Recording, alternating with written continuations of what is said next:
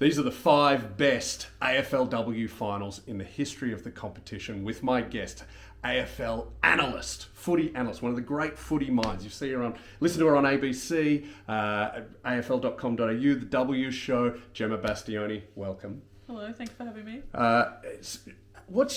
You go for the Swans, who haven't played an AFLW final yet, or They won? have played 2. 2. They've won 1. What? Yeah. They've won the same number that the Bulldogs have. We've won, yeah, it's true, we've only won 1 grand final. Yep. It was pretty good. It's not in the list as much as I wanted to put it in, but it was in horizontal rain at Princes Park and was not a good game. Great day for us, but a good day. So as an analyst, you're there as a special comments ultimately. Yeah, so what is the strategy being used, or what was good or poor about this passage of play to allow X, Y, or Z to happen? Yeah. The thing I love most about AFLW is the nostalgic in me getting to go to the old grounds. Which of the commentary boxes is the best at the old suburban grounds, like Arden Street, Punt Road? Is there any that are really good, or any that are just absolutely terrible? They're all pretty bad, to be fair. Really? There's not great views of a lot of the grounds. Yep. The redeveloped ones, so I would say that RSEA Park, so Moorabbin, where the Saints are, and Whitten Oval now are fantastic since they've had their redevelopments. But the best one, the best experience, even though it's a bit treacherous, is North Sydney Oval up in Sydney. Okay. We call it the Tower of Terror. It's this like box on top of a very narrow staircase. And when someone's walking up the stairs, the whole box moves. Oh my God. Yeah, it's an experience, but it's a beautiful view from the box. I've always seen really good games there, so that's probably the best one. And how big is the box? Very small. So North Sydney worth about $8 million? Well, it's also a very small ground, so it just matches the ground, essentially. Okay. Yeah. Of course you guys. All right, anyway, before we get into too bogged down in the architecture of the old grounds, we're here to talk finals. The 5 best finals, AFLW finals for 2024 start this week. But what are they? Number 5.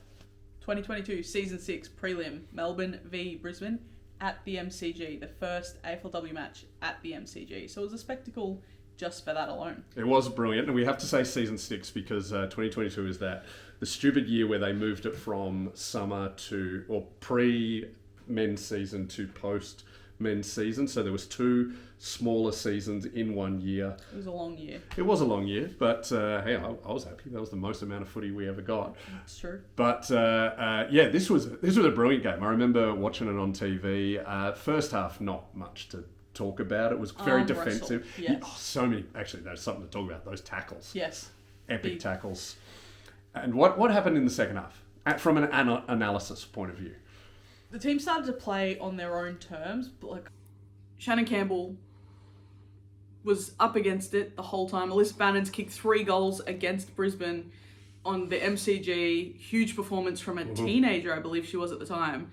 But then Shannon Campbell, who kicked Brisbane's first ever goal against Melbourne back in round 1 of 2017. Good stat. Decides to come up after, hitting the scoreboard here and there, but not a lot in her career. Kicks arguably the most important goal. They're so close, but just can't get over the line. And this is before Brisbane had won a AFLW Grand Final? It was their redemption, their season just after winning their first one. Okay, yeah. So they were trying to go back to back. No team has ever done that. Trying to go back to back, and Melbourne pips them at the post. Did the Crows never go back to back? Crows have never gone back to back. 17, 19, and 22 season 6. This season we're talking about. Okay, all right. So you were handy. This is good to know. But yeah, a great finish, great game, and it was Melbourne getting through to their first grand final.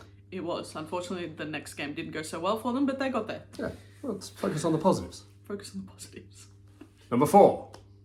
North Melbourne v Adelaide in the last year's prelim, 2023 prelim. North Melbourne got over the line by 1 point. They really lifted in this final series. I remember they were like sort of a chance, and then I was at their semi-final against Melbourne. And it was tipped to be a close game, but Melbourne would probably get over the line. They just banged them. Yeah, essentially. And North Melbourne had the hardest fixture of any team last year. So really? That's kind of why they came into finals without as many wins as the others, because they had to play harder opponents week in and week out, but it made them ready for the final series.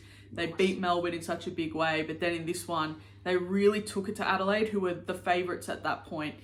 Ebony Marinoff was carrying an injury that people didn't really know about. Classic. So they were able to shut Ebony out of the game. And Hatchard took a huge mark in the dying moments on the goal line to kick a goal. But North Melbourne just held on. Although North claimed that wasn't a mark, they also claim it wasn't a goal because she turned around and kicked it, and they're saying it hit the post. You can hear the players mic'd up. It's great. I got to say, and well done to be able to hear them, because full credit to North fans. They have gone through a really rough time with their men's side, and their women's side have, you would say, sort of underachieved because they've always been up there, but they haven't won a premiership yet. They're loud. Yes. They are very loud fans, and I guess you have to be when you're a small club in Melbourne.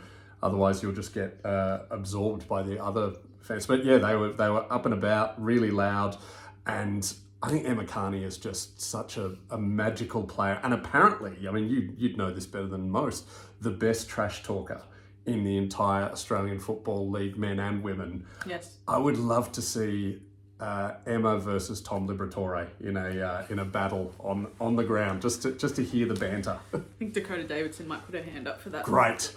Mantle as well. But yeah, she absolutely is. But she's also a very good player off the back of it. But the player we haven't mentioned is Jasmine Garner. Oh man, how many goals did she get that game? I think it was 2 from memory, but she's just a star. She moves in a way that no one else does. And she's been the make or break player in a couple of important finals for the Roos over their history. And Randall played very well, not Chelsea. Talia Randall. She was really good. Was Chelsea Randall playing? Was it Randall on Randall? It wouldn't have been Randall on Randall, or but not she was directly. Playing. Yeah. No, she wasn't playing because of the concussion she got in the game before that she claimed wasn't a concussion, but absolutely was. Typical footballer. Well, and then North got through to their first grand final. And once again, we won't talk about what happened the next week, but focus on the positives. Focus on the positives. Number 3. Number 3 is North Melbourne v Collingwood in the 2020 semi-final, we kind of called them, but they were the last matches before COVID cancelled the W season, delayed the men's season, so it kind of ended up being a bit of a nothing result because there was nothing to go to, but the game itself was still incredible. Yeah, and because there's no crowd, you can really hear the players, how much it meant to them. And it's such a shame that there's no crowd there because, as we said, North Melbourne fans are loud. Collingwood fans, there's 20 million of them. This would have been such an electric atmosphere. And it was such a ripping game. Chloe Malloy just scored one of the greatest individual goals I've seen in AFLW finals. But what was your favourite moment? My favourite moment was Jasmine Garner, who started her career at Collingwood, kicked the first ever AFLW goal as a key forward, and then went to North Melbourne as part of that first expansion. She took the mark late in the game against the Pies to stop their surge to try and win that game. She essentially put a full stop on this one, helping North Melbourne to its first ever finals win, which was remarkable, but also there was kind of a weird celebration because they'd won, but they didn't know if they had something to play the next week. Yeah, the commentary, you hear Jason Bennett saying the commentary of they will face the winner of Brisbane and Carlton, and you go, no one ended up facing anyone. Who do you reckon would have won that year if they'd allowed to continue? So the theory is Fremantle had gone through undefeated the whole time. Yep. They were the shoo-in. I think Carlton and North Melbourne were the dark horses here. I think those two would have played off in a pretty spectacular grand final had they won through. Melbourne had lost quite a few players to injury. Their 2 Irish recruits had been sent back to Ireland because they were scared they weren't going to get home because of COVID. So I think North Melbourne and Carlton were actually... Chloe Dalton, this was the year that Chloe Dalton just tore the game apart and then hasn't really gotten back to her best. So I would say it would have been a Carlton-North Melbourne grand final. Yeah. Just for the North fans watching, I reckon you would have won it. Although if you're a Freo fan, I'm lying. I thought you were going to win it. And the second best AFLW final of all time with Gemma Bastiani. Brisbane v Geelong in last year's prelim. The other prelim from last year, both of them were very good. Yeah. Up at Springfield, Brighton Homes Arena, the Lions' new home deck that they got to play that Season 7 grand final on. Which isn't technically in Brisbane. It's in Ipswich. Ipswich, which do not consider themselves part. It's like Fremantle and Perth or Geelong and Melbourne or the Gold Coast and Brisbane. They're not that far away from each other though, No, but I've done stand-up in Ipswich and called it Brisbane and... Yeah, they weren't happy with me. They were, it's Ipswich, mate. Okay, yeah, fair enough. And what a crowd, though. Like, I think this is the highest attended match on this list. So far, I would say yes. It is the highest attended, although Craig Starcevich post-match was disappointed in I think it was 4,500 people. He wanted more. He wanted 7,000 people at that game, but whoever saw it, it was glorious. There was everything in it. Nigel, you said... As I said we were just talking off air, but there is so much... There's a lot, because in the AFLW generally, the players are a bit more respectful of each other and, seemingly more than the men. Like, there seems to be a bit more camaraderie, but they were at each other's throats. There was some anger, some argy-bargy. It was a do-or-die game. Everyone wants to win, right? Absolutely. Do you know my favourite thing in AFLW, by the way, is when, because a lot of per capita, a lot of the players are physios. Yes. When a player gets injured and one of the opposition comes over to treat them, and even there's like a junior physio there, they're like, get out of the way, kid, I'll fix this. There are a lot of physios, a lot of teachers amongst the playing group, but this game had everything. Chloe Shear had just come back from a collarbone injury, laid a massive tackle to just prove that she was good to go, kicked a really important big goal. But then Dakota Davidson goes down with what everyone thought was an ACL injury. Mm-hmm. She thought it was an ACL injury. So they have to throw Shannon Campbell, who's a defender, into the forward line. You love Shannon Campbell. I love Shannon Campbell. She's one of my favourite players. She's the hardest player. She kicks the match-winning goal. She puts them in front, and then they never give up the lead after that. Belle Dawes is crying after the game. It was a spectacular game. Very high emotions. And this is one where we can say, and the next week, it turned out pretty well for them. It did turn out very well for them. The best AFLW final of all time, not the 2018 grand final, despite my desires. Which one? The inaugural grand final, 2017, Adelaide v Brisbane. It was the start of something essentially glorious that we've all come to enjoy for the last decade now. Mm-hmm. But the stars that were on show in this game... Oh my God, yeah, because you forget how many amazing players were on both teams, because they've all been stolen by other clubs. Solid. Expansion happens. Sure, well, as a foundation club, stolen.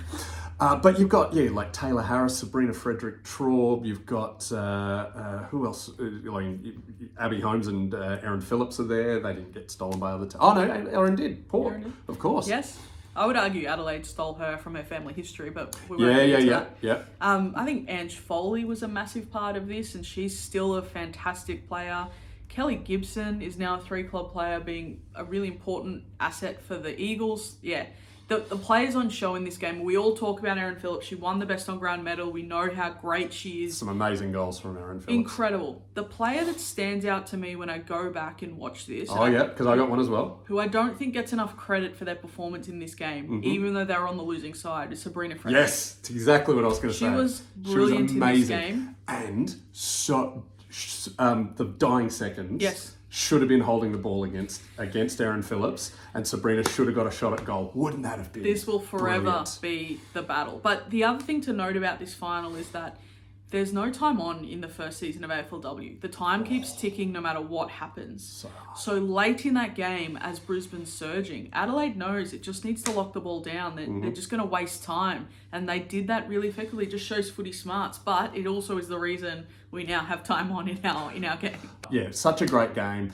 And yeah, Brisbane, you have every right to be angry about it. But Adelaide, for Sarah Perkins. She was very I forgot that she too. Played for Adelaide. Yep. She takes such a brilliant mark. Jess Wushner was great as well. Yeah. And Beck Goddard is an absolute legend of the game. And she deserved to be, I think, a very deserving inaugural premiership coach. I think that Crow's list was underrated heading into that season. Definitely. But to be fair, so was Brisbane. So it was nice to see them at the top of the ladder. And essentially, they are the pinnacle teams, pinnacle clubs in AFLW history. Yeah. Constantly successful. We've never had a grand final without at least one of those clubs in it. This year might change that. We don't know yet. But it's pretty fascinating to see how they've set the standard year in, year out. Yep. Long may it... I was going to say long may it rain, but I mean the opposite. It would just go... May it end soon. It may end this year. That's Gemma's list. Do you agree? Do you disagree? Are there better finals? And don't forget, don't fall into the trap of thinking that some games were finals when they weren't, because I was adamant that when the Bulldogs beat the Demons in 2018 to get into the grand final, that was the prelim, but no, it was just the final game of the season. It was. Yeah. But listen, the Credit to the Girls podcast. Follow Gemma on Twitter. What is your Twitter handle? Gemma Bastiani, just my name.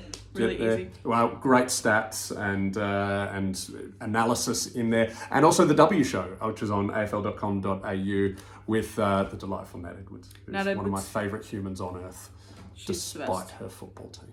Sarah Ollie, also good, and Sarah Black, they're both regulars on it as well. So it's a good team to be part of. Absolutely, and we're getting into finals. It is an exciting time. I hope your team wins, unless you're a Hawthorn fan.